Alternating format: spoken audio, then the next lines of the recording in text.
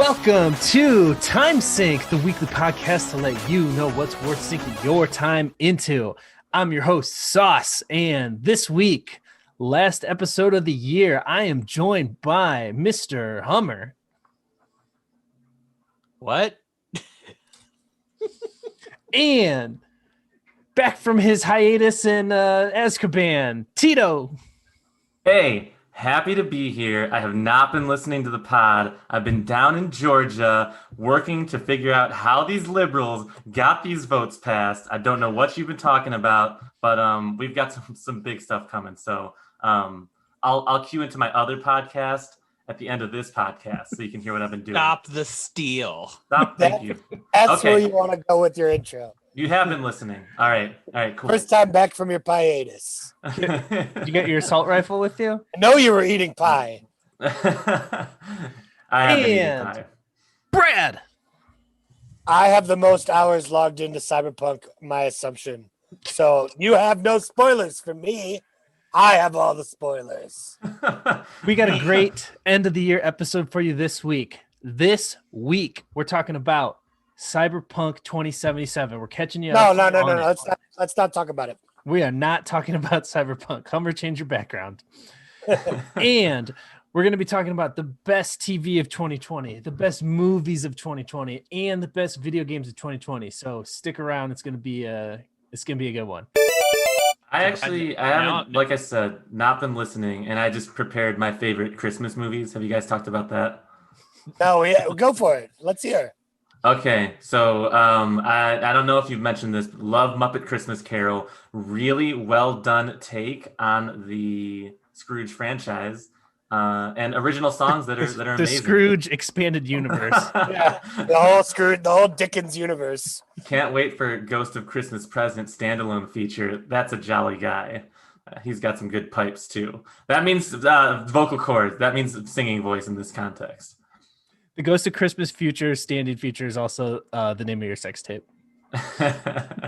Sorry. The best Ghost of Christmas anything is the cybernetic Ghost of Christmas Past from the future from Aqua Teen Hunger Force thousands of years ago. That was an Aqua Teen Hunger Force reference for everyone. I think I have. That's a nice car she's washing. So let's kick this off. Before we get into the best of the year stuff, we definitely want to get into Cyberpunk. So who wants to go first? I want to ask Brad a question. He said he's how many hours have you put into it? 50, just shy. Whew. I've I have literally done nothing productive. And yes, it is extremely buggy. Yes, my game crashes all the time. Yes, I'm driving around and suddenly am in combat because I drove into a building somehow. That stuff happens all the time. But I've still put 50 hours into it because at its core, they made a really cool game with a really cool city, with a lot of really cool characters, with a lot of cool mechanics. The base of the game is really strong, but it has a lot of problems. It's probably, I don't know, it probably needs another year of work and look, it feels like sometimes. Let me go next because I've only played 60 to 90 minutes of it. So I was Prologue 1. basically, I was gonna wait until the non-buggy version came out. I was playing Assassin's Creed, but Assassin's Creed is really boring. And I think I signed on and saw all three of you were playing Cyberpunk, and I didn't want to miss the cultural moment. So That's important. So I made my character. I gave him a huge... Stop being at penis size. Keep going. Why would you not There's only 3 options. I was going to say, just to clarify for the listeners, it gives you... The options are small, normal, and large. And I don't know what kind of human you have to be to not pick large. If you think it's really funny to see a small penis waving between your legs every now and again. That's why It wouldn't once in a really while. wave, though. Well, I it's forgot got a little bit of on. a... I forgot to wear pants for a lot of the game, and all of a sudden, like I go to the main menu, and they're just naked, dude. I'm like, what the fuck? They threw that dick right in your face too. Like every time you change pants, it's like, here's a flash of your penis. Here's your penis. Do you guys have in the WhatsApp, if you like look at a picture that someone sends you to the WhatsApp, it automatically saves in your phone? Yes. So I like looked at the WhatsApp. I saw Hummer's guy that he created. And I was like, oh yeah, he picked the large size, not as big as I was expecting, but that's fine. Oh, that's It's really only like 8 or 9 inches. Let's think about it. 8 or 9 inches plastic. Listen. Fast forward to 3 days later when I'm at work. Someone asked to see a picture of my kids. Open my phone up and start scrolling through. Hate it. There's the picture of my digital dick. So, I'm rapidly scrolling. It was very obvious that it was there. This person and I don't know each other well. And I think she honestly handled it well because she just pretended like she didn't see it. Didn't ask any follow-up questions. Classy. I mean, she should have asked why there was like 10 of them though. Like, why are you copying it so many times? It was weird that there was the photo and then it like a slightly zoomed in version. Then it kept getting more zoomed in with multiple screenshots. I don't remember you sending it to us that way, but somehow that ended up in the old phone. It's incredible. So either she's totally cool and she knows what Cyberpunk is, or I'm gonna be having a lot more time to podcast coming. Let's be honest. She's probably had enough dick pics slide into her DM. The only complaint. She's just like, there's another one. She's like, you get those too? So I guess we're addressing the difficulties of being a successful woman in the workplace this episode. Yeah.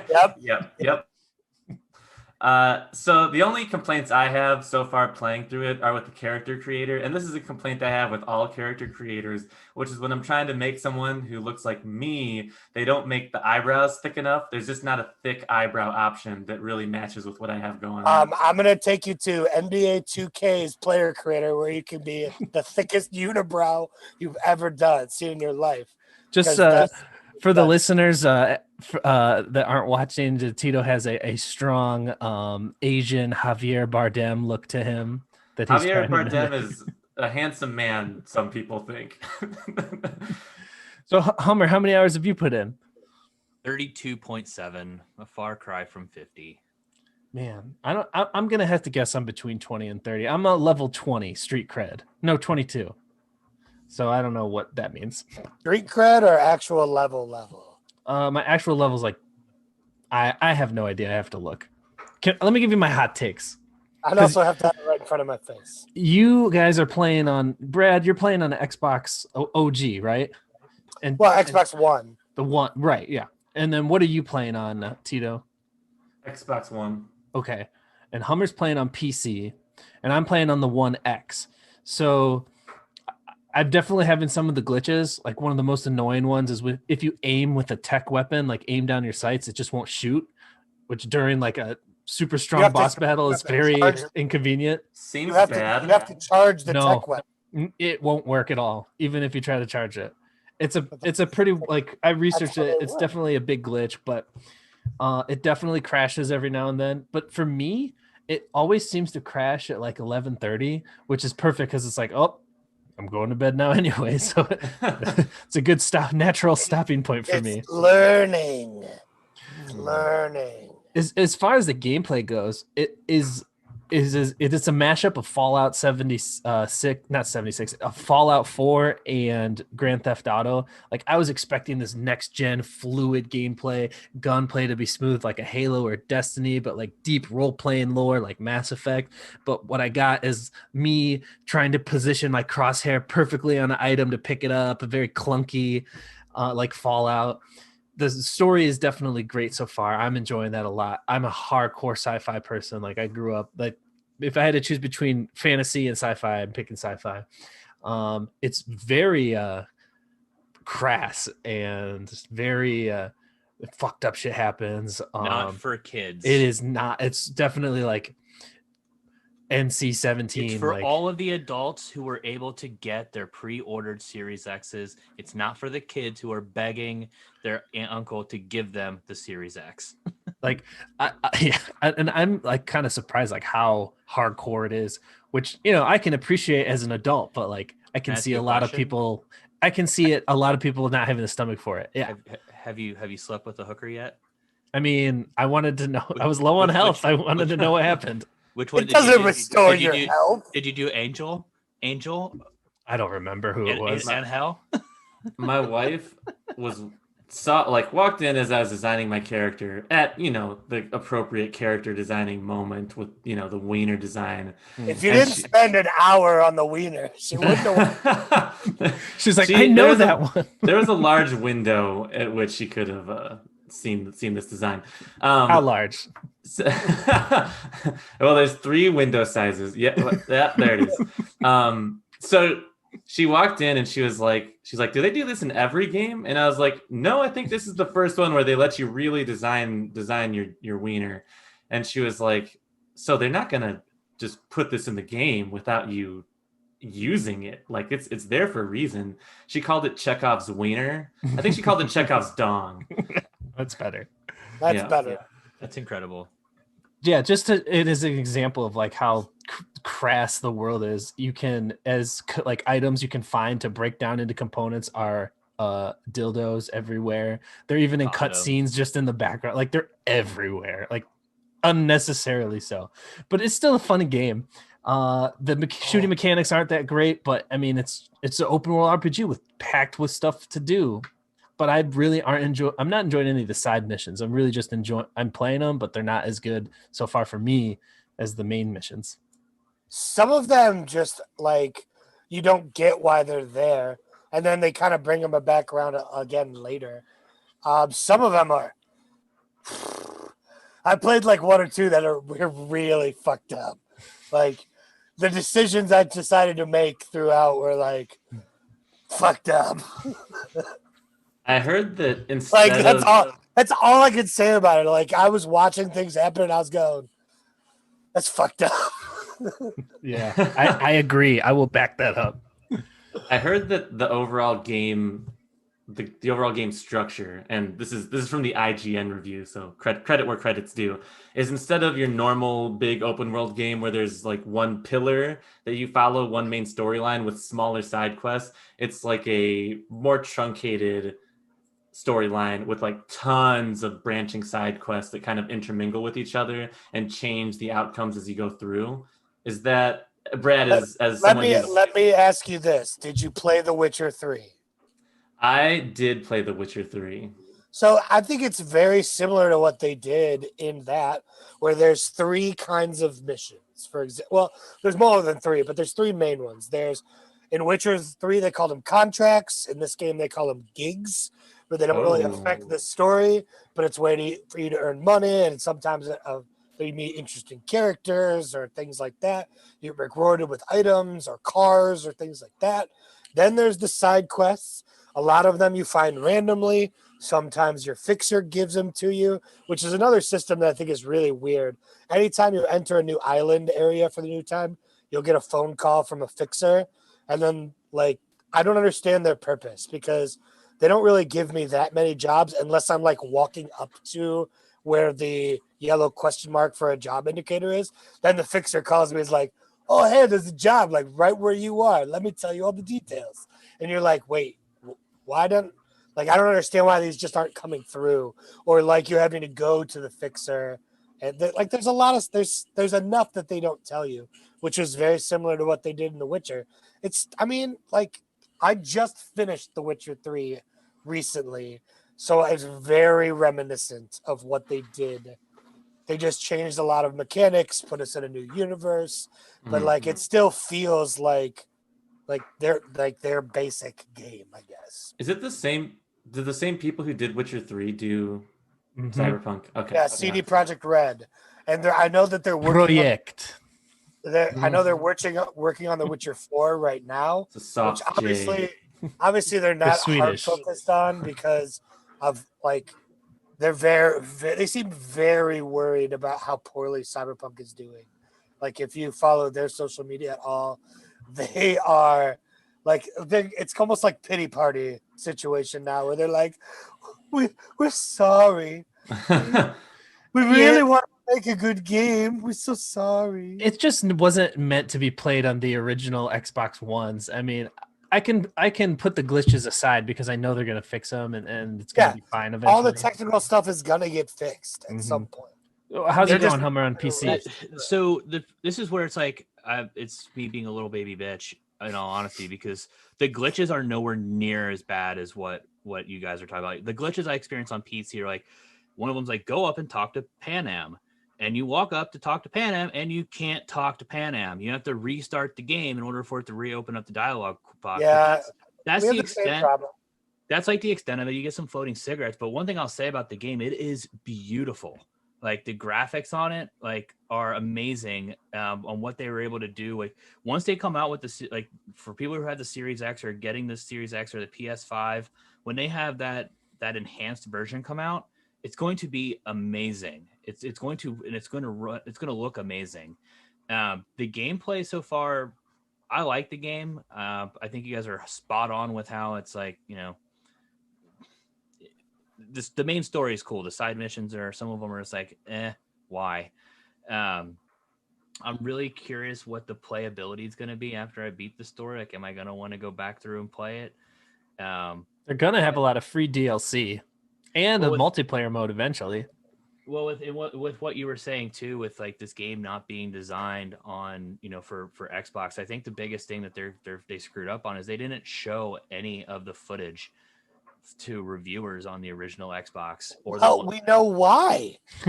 Well, that's the whole point. They could have avoided off. They could have avoided features. They could have avoided keep this it running whole better. thing. They could have avoided the whole thing by just saying, you know what, we've made a decision because the game's just not running right. We're not going to release this. Instead, they could have just not released it. Instead of putting back 1 month delays, they should have just like what Halo did and put a hard 1 year delay. Here's the issue with the game, and I don't want to get too technical because I had to go through a bunch of hoops to get it to run right. I had to go in and find some of these weird dark Reddits where you had to go in and edit some of the executable code to change so the game actually figured out what CPU I was using. Then I had to go in and change something to tell it how much RAM and stuff I had on my actual computer. Like, you're talking about a CPU in those old Xboxes that are just trash compared to what's out there today. And this game is so CPU intensive. There's no way you're going to be running that game in like 480p by the time they're getting it optimized for an Xbox One, the original. It's just the reality of it. It's a very demanding game. They're trying to implement ray tracing, for crying out loud, in it. And ray tracing itself is just very demanding, even on the newest hardware. They're having trouble running this game. It's basically like Crysis 3 or Crysis. Does your PC run Crysis? Does it run Cyberpunk? Yeah. Yeah. The only thing I'll say about that is when you think about some the graphics of some single player experiences, especially that have come out on the PlayStation 4 over the last couple years, the latest God of War, The Last of Us 2, some of these, the Ghost of Tsushima, whatever that's called, some of those games were beautiful. The Ghost of Tsushima is a inappropriate remake. I don't know what it's actually called. I don't have a PlayStation. I've just seen plenty of footage and I know they're gorgeous games.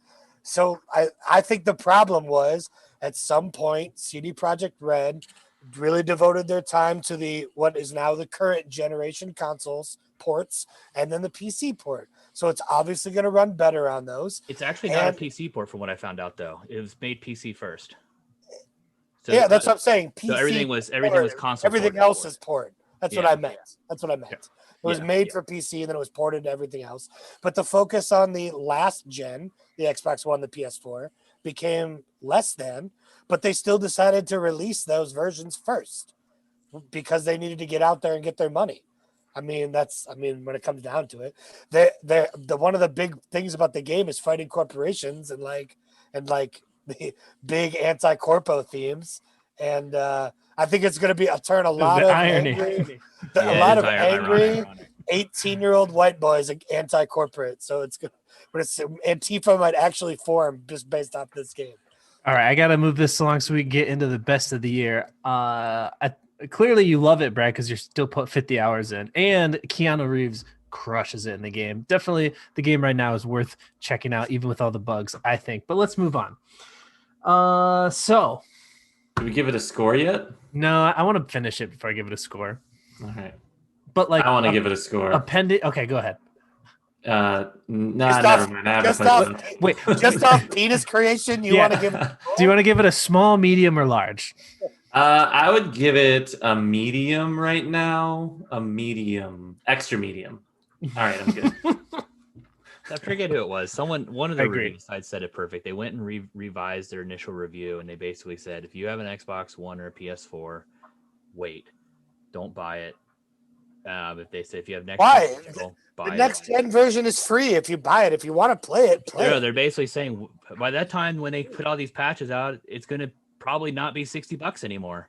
Like, why not just wait to get a game that you can play and not have it be $60? They're If basically there's saying, don't if waste your there's a money, it's game you'd unplayable rather right now. play, go play it. Because I don't think there is one out right now that you'd rather play. I mean, we're gonna get to that. Yeah, we can chat about that. So TV. We are in, as Tito likes to say, a golden age of TV. So 2020. I do like to say that. He's saying it right now. We are in a golden age of TV. And that felt good to say. Dude. So 2020 has been a weird year, but there have been some jewels of television.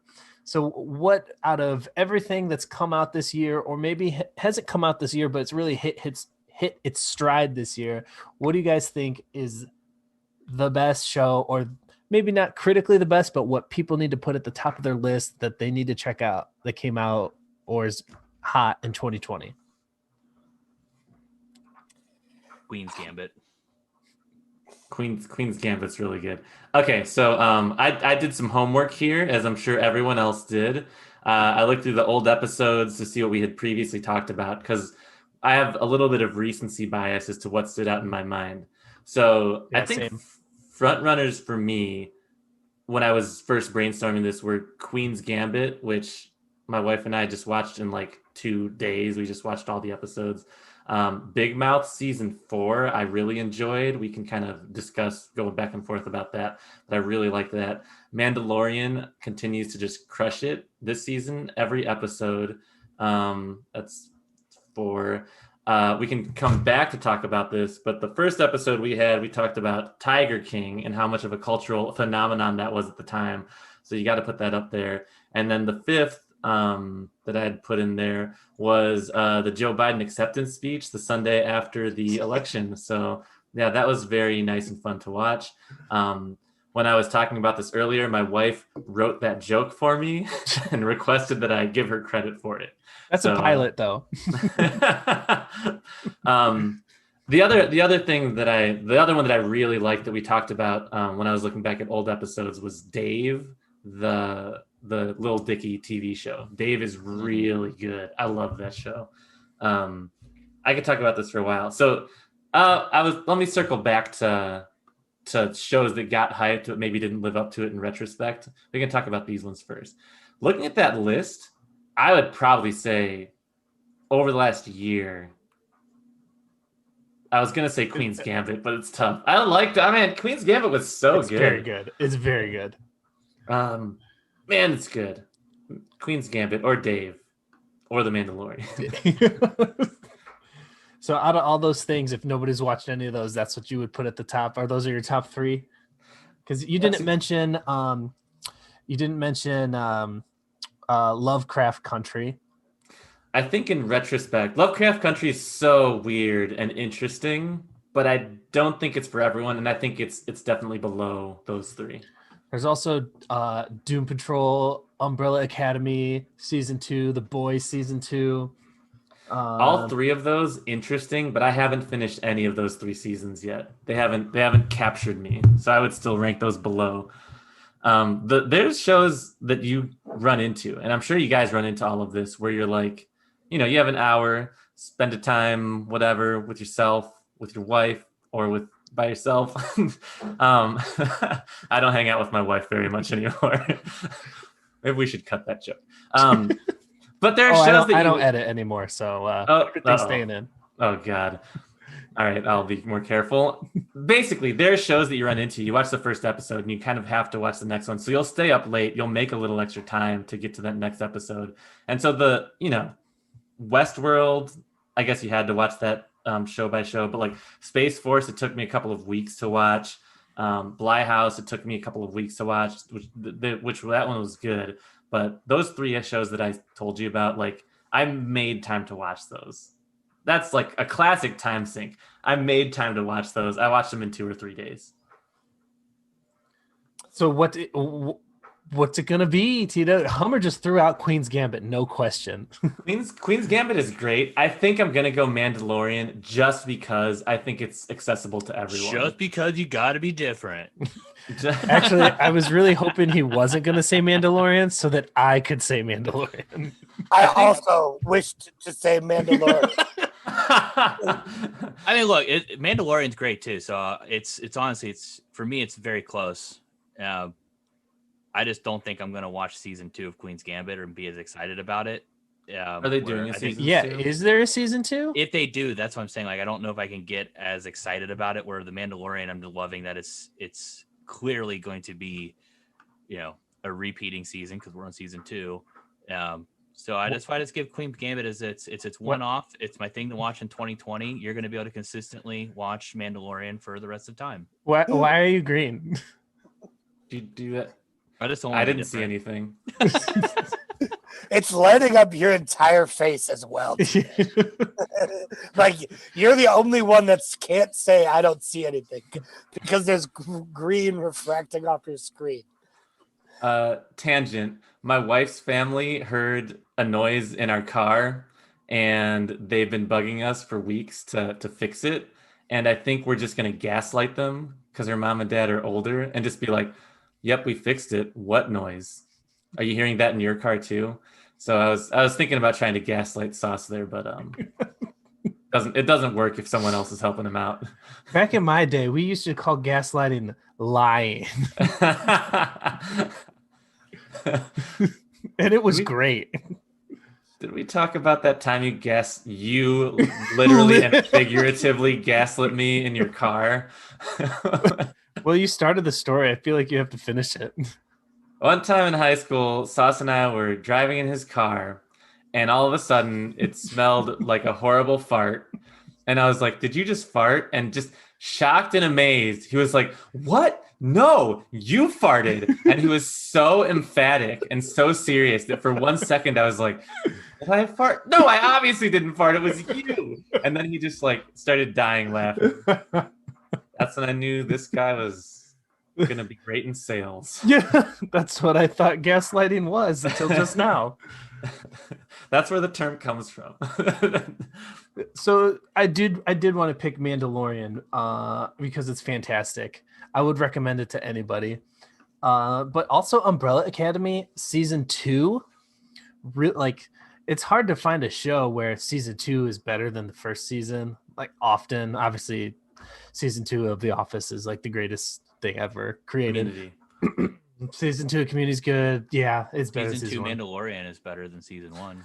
Yeah. Okay. Damn it. Office. Can't wait for season 2 of Queen's Gambit. It's gonna be so good. I wonder what she does this time. I think Umbrella Academy, Queen's Gambit. Yes, obviously I binged that hard. That's one of the things I binged hard. Also, the other thing I binged harder than anything this year and couldn't stop watching it, sunk my time into it, if you will, was Cobra Kai. If I never watched Karate Kid growing up, like I knew about it, I understood the reference to it in Community, but I did not watch Karate Kid before I watched Cobra Kai, and I still enjoyed it and loved it. And I'm super excited for season 3 that's about to drop. So that's going to be my pick for 2020 because Tito and Brad already picked Mandalorian. So no, I thought you picked Mandalorian, so I was going to pick something different. But guys, you guys can. But I bought you this comb. I sold my hair to. Sorry. Yeah. That's Cobra a Kai. Futurama reference. No, that was a Gift of the Magi reference, which Oh, Futurama is referencing. I think Futurama did that too. So got it. I understood your Gift of the Magi reference, big guy. Hey. Go ahead, Reddy. So I get to pick Mandalorian then? Cool. The Mandalorian season 2 has been excellent. They've connected a lot of dots from other Star Wars universes, which is really the big thing all Star Wars fans want to see. Universe building at this point, because the last trilogy was trash. So now we just want them to continue to expand the universe using most of the lore that was already created by people who are creative rather than executives who aren't creative. Thank you. Can I just want to say, I'm not going to spoil it because if for some reason you haven't checked out The Mandalorian yet, but in this most recent episode, the Baby Yoda Mandalorian. fucks. Sorry. Spoiler. Sorry. He's Wow. 50. He's got needs. It's cool. It's weird that his baby. Yeah. Tell me how big it is. I thought it was a weird choice. Real sharp left turn. But done very tastefully. Yeah. It was. It was not tastefully. So something very important to the character of the Mandalorian happened in this most recent episode, like a huge moment for the character's arc, but it's totally undercut by Bill Burr coming back and knocking it out of the park. Like Bill Burr's performance in that scene is fantastic. It's so good. I rewatched just that scene because Bill Burr just crushed it. Yeah, totally. I agree. He was great in both episodes that he did. And the show itself has only had one bad episode, in my opinion, in the first season. It hasn't had a single bad one since. Everything's been great. And everything they revealed at the shareholders meeting or whatever they had the other day. Oh my God. Blew me out of the water. We're going to get is going to be amazing. 10 Marvel shows, 15 Star Wars shows, plus all the good Disney stuff. Because Disney movies, I'm, a dad and I watch tons of Disney and Pixar movies, and I'm excited for all that stuff too. Just what are they going to do with Rogue Squadron? I want to know. What are they love Rogue Squadron. Where is she going with Rogue Squadron? I was so excited to see that. Dude, the best part about Rogue One is the space battle and Admiral Radish. The Rogue One is amazing. I love Rogue One. I saw that lineup and I was I don't know, everyone was so happy. It looks so good.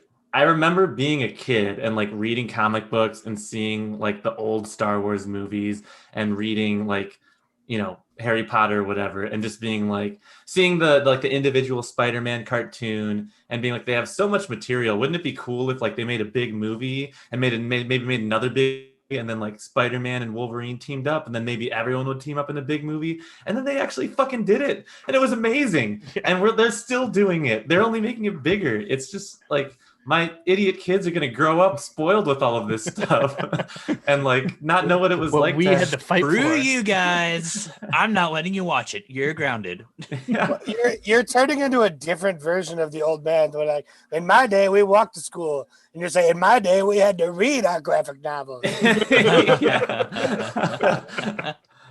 I do a lot of dad talk these days. It's disturbing. I gotta stop telling stories about how I talk to my wife. I wish our relationship wasn't so good. I told my wife how I think all teenagers are idiots, and how I remember how I was as a teenager, and I was an idiot and knew nothing about the world, but had all these strong opinions, and I like got good grades. And then I remember the other kids in my high school who were just doing idiot stuff all the time, and I just teenagers are just so dumb. I forget why I brought that up. Sorry. That went absolutely nowhere other than circling back to your sounds like you want maybe to I do am some cutting. dumb teenager things. Yeah, you might want to cut that. Hummer, why is your Hummer, screen green? Are What you do you doing it on mean? purpose? No. Oh, Yeah, I got too pumped up there. Let me kick it to Hummer. Why is your screen green? And what's your favorite TV show this year? I don't see that. And why is it Mandalorian? Why is it Mandalorian? It's Queen's Gambit. Why is it Queen's Gambit then? Because it's awesome. It takes you through a roller coaster of emotions. Don't believe him. It's negative Hummer. It's not real Hummer. He's a green screen. He's a negative. He's been replaced. His favorite show is What do you not mean Queen's that my Gambit. screen is His green? favorite show is obviously. I don't have a funny follow-up for that. It powered up. What are you I guys saying? really that my regret screen is going. green? Now you know what it feels like. Yeah, we're cutting some stuff for sure this episode. Damn it. Got I work don't to do. know. Okay. Look, we made him change back to normal, though, and that was the real effect. Back to the show. Back to our regularly scheduled programming. I like the Queen's Gambit just because it's one of those stories where the character, the arcs that they take her through, I just think they did a really good job of keeping you like invested and keeping you you know how each episode ends, but you're just curious to see if she either bounces back or goes further into this rabbit hole. They don't really give you, like, how the show's going to end. Like, there's no way you don't know that it's going to end well. Sorry if I ruined it. But you're just not going to, like, you just know that's not how they're going to leave it. But as they're going through it, I think they do such a good job of making every episode emotional and gut wrenching. And I'm struggling for the lead actress's name now. Anna Taylor. Wait, no. Anya Taylor. Anya Taylor-Joy does such a good job of, like, just showing this, like, this cold, the character being so cold. Mm-hmm. Yeah. I just think everything about it was just awesome. I really enjoyed it. I thought Chloe Puri also did a great job with it, with her character as playing the mom, and just, I don't know. It's just, I just basically feel every episode made me go through a roller coaster of emotions, and I loved every minute of it. I have a curveball choice too. So is it going to be Auntie Donna's Big Old House of Fun? It's not. I thought so. One of the best things I watched, like Dungeons and Buddies, early on in the quarantine was the Middleditch and Schwartz special on. I was going to mention that. I think that was one of the, like, greatest things I've watched in a long time, and I've watched all 3 of those episodes multiple times. They're hilarious. I laugh out loud every time. Everybody should have watched those. Could you classify those instead of shorts as, like, movies with sequels? Specials. They were specials. Yeah. It should have done a special category. Damn it. That's what I bring to the table. Wild card. Moving on. So that's what we thought some of the best stuff of TV was for 2020. How about movies? There is a clear right answer here, I feel, but what do you guys think? I don't know if I saw any movie in theater other than Tenet this year. Oh, what a coincidence. I was trying to think of actual full movies I watched this year. There's lots of Netflix movies that came out, and HBO movies. Everyone that I thought of ended up being a TV show or special. I was like, I watched maybe like 4 full length feature films, and none of them came out over the summer. We were supposed to have some movies to watch this summer, and they didn't come out. And I wasn't going to pay $25 for Mulan. And I still am not going to watch it now that it's not an extra cost on Disney. It looks bad. It's terrible. I haven't watched it yet. It has an 80% on Rotten Tomatoes. A what? That's good. Like an 80% on Rotten Tomatoes. Oh. I'll watch it eventually. Hey, I'm halfway through. I'm watching it with my kids. I'm not that invested in it. So clearly the right answer is Tenet. Tenet is fucking awesome. It's so amazing. It's so good. I want to watch it over and over again. Christopher Nolan knocked it out of the park. Everybody's amazing in that movie. I'm totally convinced Robert Pattinson is going to be a great Batman. And now I have a huge crush on Robert Pattinson, apparently. I think Tenet needs to have been seen in theater, but definitely watch it at home, which it's about to come out on DVD. I'm going to buy a copy of Tenet for everyone for Christmas this year, for my parents and my sister, and for their 16-year-old and for their 18-year-old, and a copy for their 8-year-old, and a copy for that guy. Hey, so that's right. I want to go last since I went first last time. So who else has one? My movie of the year, Trolls World Tour, is worse than the first one, for sure. I didn't see it. Hamilton the musical. Ooh, good choice. Good choice. That might be a special. It'll count. It's definitely not a full feature film. What do you mean? It's 3 hours long. Or 4. It's almost 4. It's a play. It's a player stage. It's a musical. That's like saying The Sound of Music isn't a movie. It's it was made as a full feature film, but there's also a stage version. It's released on Disney Plus. It's a movie. I can watch it on my TV with a bowl of popcorn. Wrong. Checks out. You just said we don't have anything this year, Brad. Give it to him. It's Hamilton, the cultural phenomenon that is They Hamilton. actually are turning his other project into a full feature film. In the Heights is being turned into a feature film. So you'll be able to use that one when that comes out. That was supposed to come out, this year, and it got postponed because of COVID. Obviously, what didn't get postponed because of COVID? This podcast. We started a podcast this year. My backups. Luckily, no one else did. I like backups. We're the only one. Maybe like a top 3. I was gonna actually also say Enola Holmes. I really like that movie, and then the King of Long Island. Staten Island. Staten Island. Yeah. Pete Davidson had 2 movies come out. That's what I said. I didn't see either of them. What was the other movie he had come out? I don't know. I know he had a second movie though.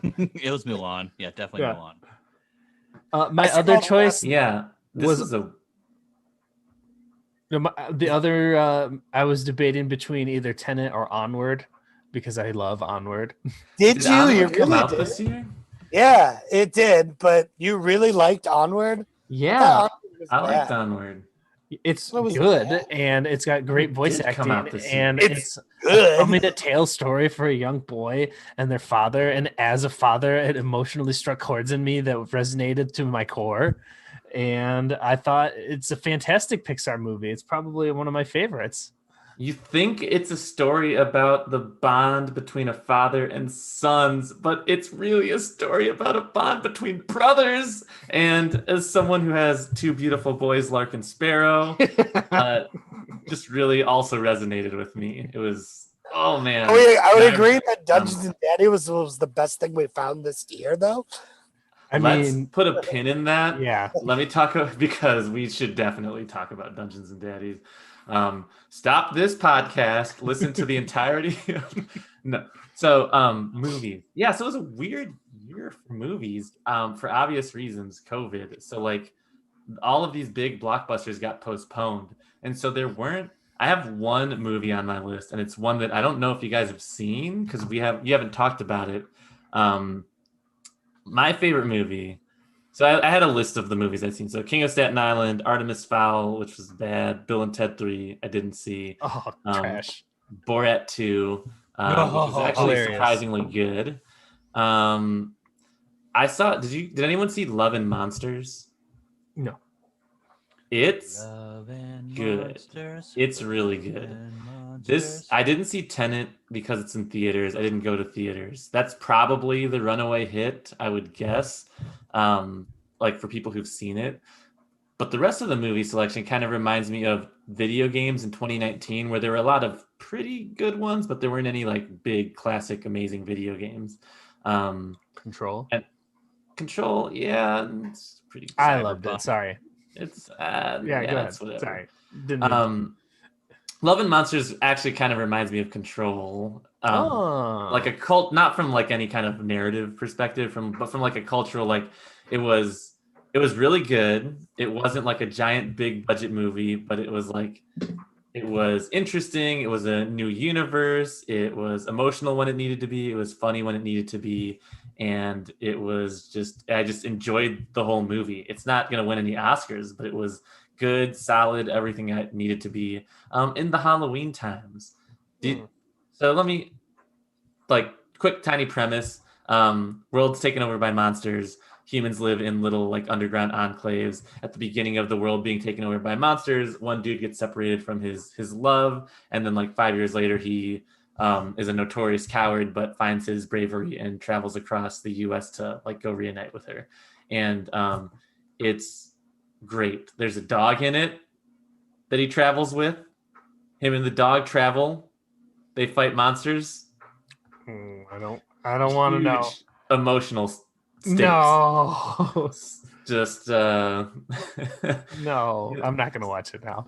You should all watch it. I've never heard about it. I was just looking through Rotten Tomatoes list of top movies of 2020, and Hamilton is 24. So I guess I have to give it to you. What's their number one? Tenet. Tenet's not even in the top 30. What? The number one movie is called His House. But they put all the like art house. It was a Netflix one. Indie films. Gotcha. Oh, I've heard of that. Oh, I should watch that. Yeah, I will tell you, most of these movies in the top like 20 or so, I didn't know. Hamilton might have been the first one. I'm gonna see what Love and Monsters. So it hasn't been a great year for movies, but now we're about to get like slammed with movies. You know, I'm ready. I want Guess Black what Widow. I want Wonder Woman. I want King Kong. I want Pacific Rim 2 remade and done right. Oh, God, you Matrix having some fun 4. over there? Dune. Oh yeah, Dune looks awesome. That got pushed back though, didn't it? Yeah, Yeah. what did it? I think it's coming out this 2021 at some point. Yeah, our 2021 episode's gonna be fire. We won't Love talk and about Monsters. Wangs the first half of it. Well, let's not count our chickens. I mean, what are you talking about? We're gonna have the first patch of Cyberpunk, and we're probably gonna talk about it. That they made the Wangs even bigger. Every Wang update, yeah, we got to talk about that. I'll be back on for those ones. Love and Monsters, Rotten Tomatoes, 91%.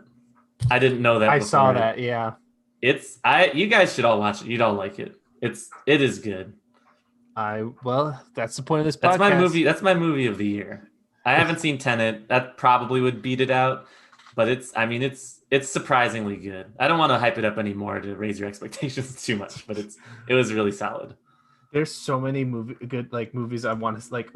Marvel's Eternals is coming out. The new Suicide Squad, Venom 2, which the first Venom's like it shouldn't. I hate that it exists, but it's not terrible. Shanghai, Uncharted movie with Tom Holland. Sing 2. I like the first Sing. My kids love it. Hotel Transylvania 4. Hotel Transylvanias are fantastic. You love Hotel Widow, Transylvania.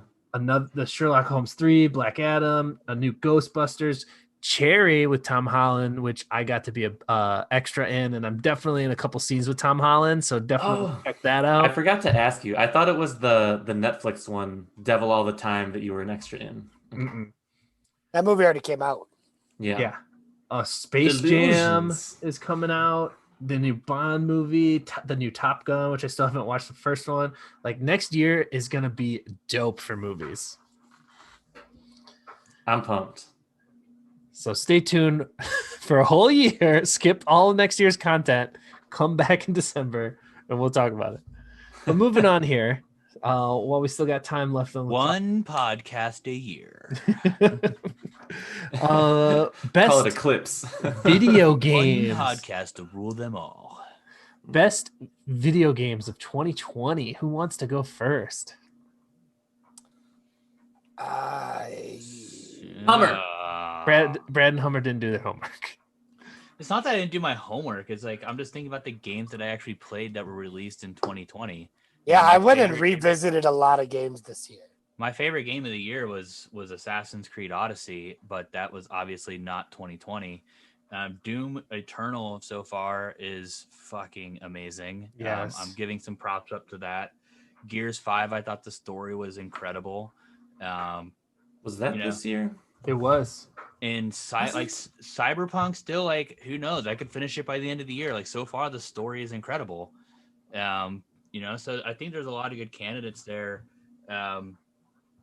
I would give it to just Doom Eternal because one, I don't know what they do with whatever engine that they run there, but I actually, not only did I pay the $60 for it on Xbox, never played it. Then I played it on PC when it came out on the Game Pass, and it's amazing. It's such a good video game. It's like like you get in, you kill things, you don't got to worry about thinking or complicated plots. You're just killing demons. It's so fun. Yeah, It rocks. The pace is perfect. The length of the story is perfect. Every time it starts to get a little boring, you get a new like fucking giant gun and a new enemy, and it's really good. I'd say have to go searching that much for ammo. Like it's just everything's there where you need it. Just kill an enemy and get what you need. Yeah, the gameplay loop is perfect. Yeah. That's a really good game. That's on my short list as well. Yeah, I have to because like originally like I was having a lot of fun with Valhalla when at first like within the first like 10 hours, Valhalla was an amazing game. But then all of a sudden like you start you start to get into the actual grind that is an Assassin's Creed game. And I just was like, I'm finding myself searching for fucking berries way too much. That I honestly was like, I don't have time for this. And I set the game down. I haven't touched it in 2 weeks. I probably should have just taken Brad's advice and waited for it to go on sale for like $12.99 in 4 months. That is very wise. Let's look at the list real quick. I was gonna say I know what the answers should be, but I didn't play any of them. Like I went and revisited a lot of games this year. I didn't really feel like I played a whole lot of new stuff. I mean, the right answers are probably like Animal Crossing, Among Us, the Spider-Man Miles Morales game. Like these are all the most popular games though. Like these Spelunky, Fall Guys. Love Spelunky. I'm trying to think of some It's of the coming ones. to Spelunky 2 is coming to Switch. The Last of Us Part 2, The Ghost of Tsushima, whatever I said earlier. Like those are the right answers. I know they are, but I can't say them because I didn't play them. 2020 was very much spent revisiting game franchises that are announcing games coming out over the next like 3 to 5 years. For me personally, I felt like, I don't know. Wait, isn't the best game just Among Us? That's the most popular game with the youth, with the teens. Fall Guys. Hey, we It's played so that on a soft. Zoom. You know, So I wouldn't recommend picking up Fall Guys like after having it an amount of time. It's like it's cool. Like if you're playing, like if I lived in like an apartment with like other people that we would play all the time, it might be worth it. But like as an adult ass man that doesn't see other people nor wants to leave, like even if there wasn't like quarantine and we have a curfew at 10, like I didn't know there was a curfew at 10 because I don't leave my house. So I would not recommend it. it's meant to be played like while you're streaming on Twitch and talking to random people, for sure. But yeah, you have a good list there. Do you want to go first, Tito, or do you want me to? I'll go. You can have the last words this time. So my short list is Doom Eternal, which was like the first big game that came out that I played. Last of Us 2, Hades, which I was playing on Switch for a while. Miles Morales, and then I guess I'll put Valhalla on there. Although I don't know. I'll come back to it eventually. But That's just your corpo loyalty right there. Freaking Chumba. Just getting boring. That's what happened in Valhalla. It gets boring too. Yeah. Doom Eternal, we talked about. It's amazing. Hades was really, really good. Other podcasts, other people that I listened to had kept suggesting it, and I played it, and it's great. It's the first roguelike that I've really played and really gotten into. And I love roguelikes. Yeah, it's awesome. It's another game that kind of reminds me of Doom, where if you just have like 5 minutes, you can go through a couple of rooms, get some good quality out of it, and then just like save it, pause it, come back to it later. It's really, really good, and you feel like you're progressing pretty steadily. Miles Morales, I loved because it's so good. Miles Morales is in my top 2. Similar to, I forget what I was talking about. Well, the movie, it's just like, it was like perfect for its moment. It's perfectly paced. It's the perfect length. it's got a sorry. Actually, it's is that perfect length? Is it a medium length? Is it a long length? You know, it's not the biggest. Is it the girth? Is it the girth of the story that makes it good? It's definitely a chode of a story, you know. Shorter than it is long. It's not the Wider than it is longest. short. It's not the longest, but what you get out of that length is very fulfilling. Did I do that? Well, okay. Yeah. The motion of the ocean, as it were. Yeah, it's definitely way shorter than the original Spider-Man game on PS4, which in and of itself is amazing. It's so good. Yeah. But this like focused on Miles Morales. The villains were a new take on like classic Spider-Man villains. They were great. His own personal story arc, if you know Miles Morales from the comic books, pretty similar to what he goes through in the comic books, but like once again, they do their own spin on it. I didn't feel like some games, I feel like they're a slog. I played through them too long. These like 70, 80-hour games are usually a little tough for me to finally finish, but this one was great for me. I think I finished it in like 15 or 20 hours. It's really, really good, and I think it's really, really accessible for people other than, you know, dudes in their early 30s who have jobs. Anyone will like this game. But my pick for game of the year would be Last of Us Part 2. I loved Last of Us Part 1. I was super invested in the characters, and Frank, you talked about this a ton when it first came out, but the decisions they make you make, the way it looks at different moral issues from a couple of different angles really makes you think about what you're doing. And I'd say, like the original Last of Us, it did something different with like gameplay and with storytelling. It's definitely it's not a big open world game. It's not a roguelike. It's kind of your classic game on a rails where it's telling you a story and it's taking where you want to go, but it was great. I love Last of Us 2. Probably not for everybody, but for me personally, that was my favorite. It's so freaking good. So the first Last of Us is probably in the top 5, one of the best games created of all time.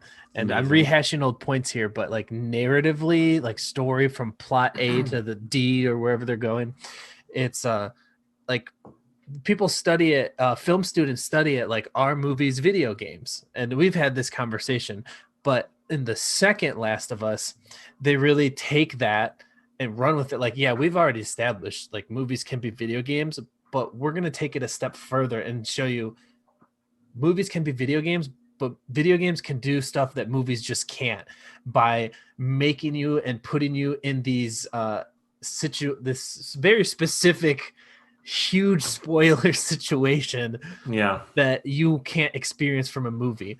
So it makes you like re-see the entire first game from a fresh perspective.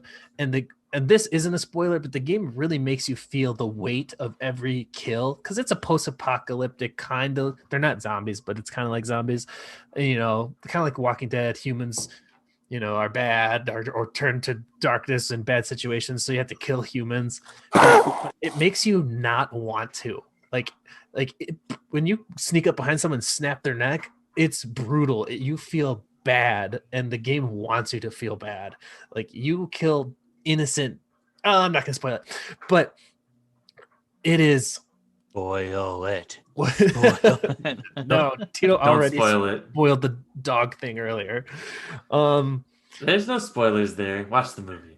Narratively, what do you mean they killed John Wick's dog?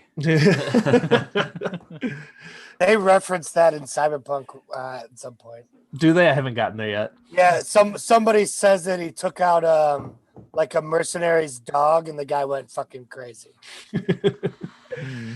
Last of Us does stuff that like it makes you feel things, guttural, raw, emotional things, but at the same time telling I don't want to say beautiful story, but it's a redemption story, and like the weight of the choices that you have and your humanity and all that. Oh man, it's so amazing. Nothing comes close. Like, I also am debating on whether I want to make Miles Morales my game of the year or if I wanted to make Last of Us.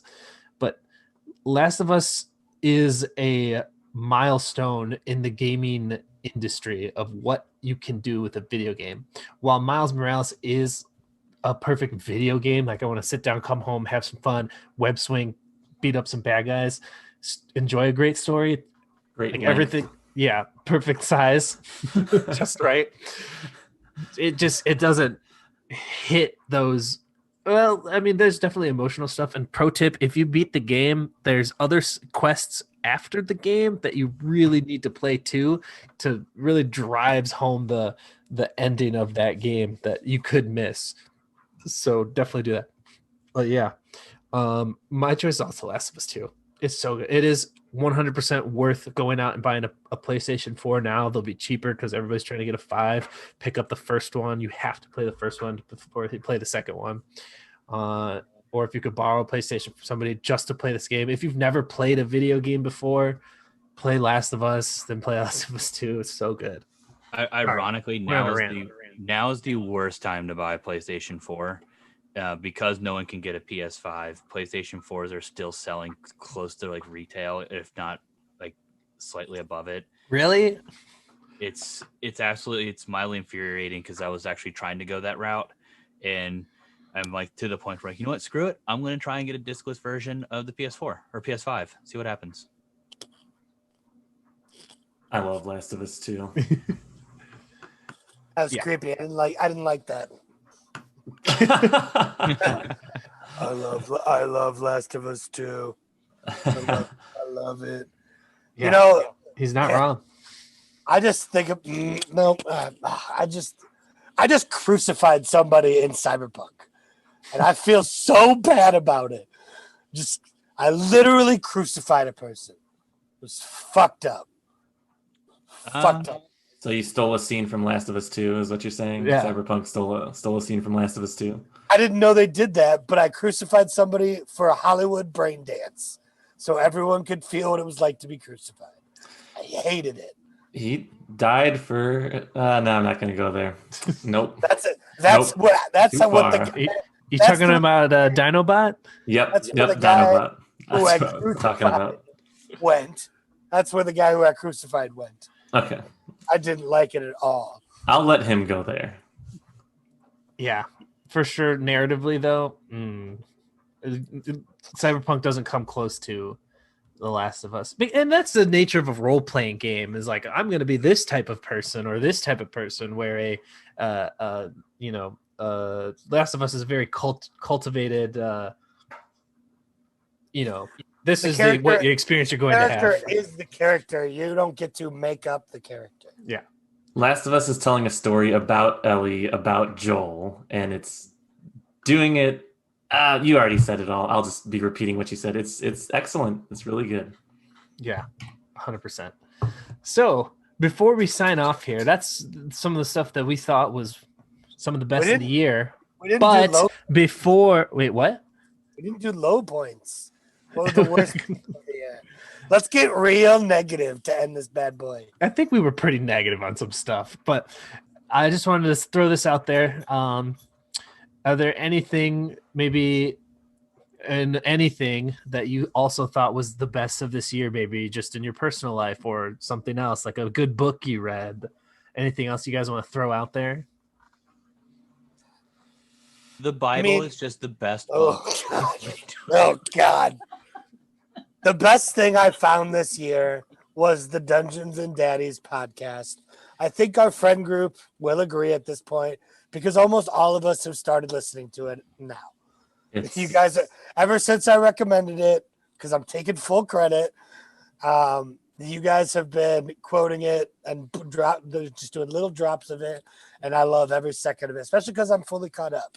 So I stopped watching TV shows, listening to other podcasts, and just was binging episode after episode of Dungeons and Daddies.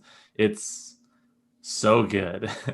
I know you're not supposed to talk about other podcasts on your podcast, but damn, is it's entertaining. that a rule? It's a soft rule. Soft rule. It's one of the unwritten rules of podcasting. It kind of makes sense, you know. Goes back to the old 1800s podcasts. I also want to just say Dungeons and Daddies because it's so good.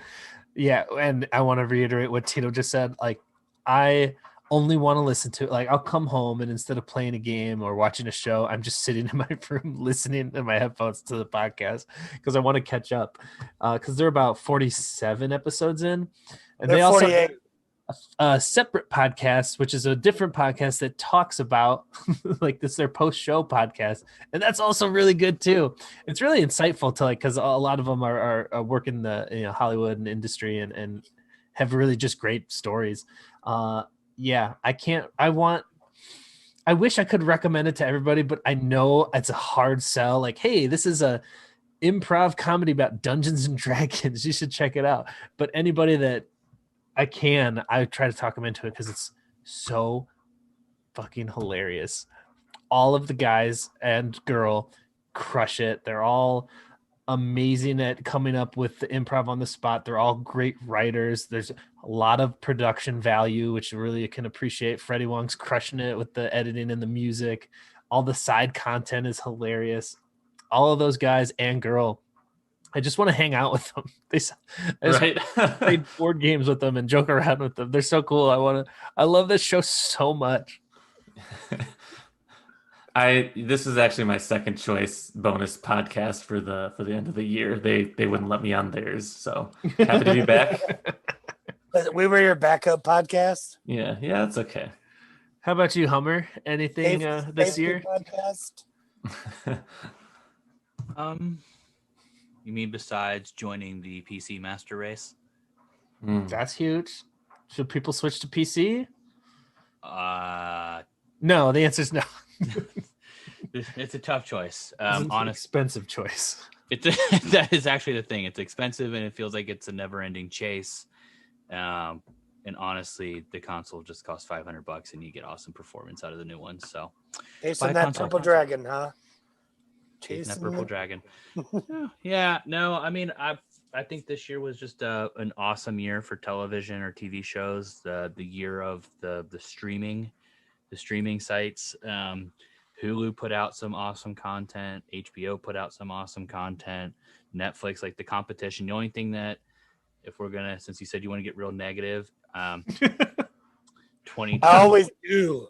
2021 is supposedly the year that we're gonna start to see we're already starting to see it with networks like Peacock coming into existence. Everybody's trying to create their own streaming site. So essentially, basically, we're cutting the cord and we're going back to pay for cable. Many people would say we're currently in a golden age of television. So let's see how long that lasts. Well, that's what I'm saying. Like, it's going to go backwards because all of a sudden, if you want to watch The Office now, you, instead of having Office in the Friends, you now have to belong to Peacock's network and you have to belong to HBO. Not true. You can also pirate the files and download them illegally. You know what's funny? Well, we don't I did spend all of this money on this PC. I am not infecting it with that garbage. Ooh. Fair enough. We don't support thievery on our Exquisite. podcast. But if you choose to, send us some files. We like to watch stuff for free. Yeah, if you have the DVDs, burn them. Yeah, that's okay. It's just going to go back to bundling, right? It's all going to become just bundle it. That's basically what it is. It's going to be like $10 for Peacock, $10 for this. Next thing you know, you're going to spend $100 a month just to get all the shows that you want. I'm already spending $13 to get Disney Plus, Hulu, and ESPN Plus. Weird flex, but okay. Bundled. Bundle it. You can watch your Europa Nations League matches on ESPN Plus. It's such a bundle of joy. Garbage service. Yeah. All right. I think that is all we got for you this week. Thank you so much for tuning in. Make sure to check us out on your favorite podcasting platform. And if you can leave us a review, especially on Apple Podcasts, that's really what most of them go off of. If you would help us out, leave us an Apple Podcast. Let us know what you think. Reach out to us on social media. And we'll see you next year. We're going to take a couple weeks off. So see you guys next year. Happy Hanukkah, guys. Happy Hanukkah. You're all disavowed. I listened to the podcast. I couldn't figure out a way to slip that reference in, but you're all disavowed. Hey, Tito brought a sense of humor.